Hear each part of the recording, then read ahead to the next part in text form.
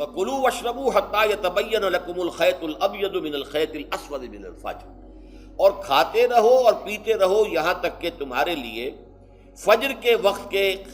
اعتبار سے سفید ڈوری سیاہ ڈوری سے بالکل علیحدہ ہو جائے۔ اصل میں اس کو بعض صحابہ نے تو سمجھا کہ یہ لغوی معنی اس کے لیے کہ آپ اپنے تکیے میں ایک سفید دھاگا رکھ لیا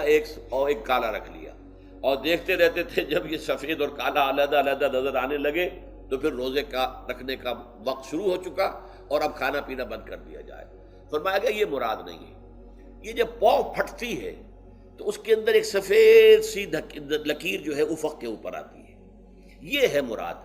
کہ وہ جو سفید لکیر ہے وہ ظاہر ہو جائے اور وہ رات کے اختتام کا گویا کہ ایک اعلان اور علم بن جائے۔ تو وَكُلُوا وَاشْرَبُوا، اب اس کی جو ہے بڑی تاکید کی گئی ہے، تَسَحَّرُوا فَإِنَّ فِي السَّحُورِ بَرَكَةٌ، سحری ضرور کیا کرو، اور یہ در حقیقت برکت کا ذریعہ ہے۔ یہ بھی آپ نے فرمایا ہمارے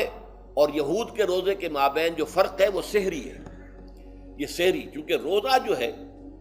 وہ فجر سے لے کر اور غروب آفتاب تک ہے،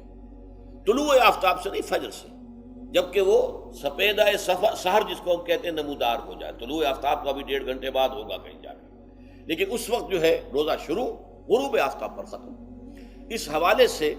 اس سے پہلے کھانا پینا، اور اس میں بھی فرمایا گیا کہ بعض لوگ بہت زیادہ احتیاط کرتے ہیں، وہ صحیح نہیں ہے، اس لیے کہ فجر کے لیے اذان جب دیتے تھے تو اس میں بعض حضرات ذرا جلدی کرتے تھے۔ حضور نے فرمایا کہ نہیں، دیکھو یہ ذرا جلدی کر دیتے ہیں، اگر تم میں سے کسی کے ہاتھ میں پیالہ ہے، ابھی وہ کچھ کھا رہا ہے، اذان ہو گئی ہے، تو وہ اپنا پیالہ پورا کر لے،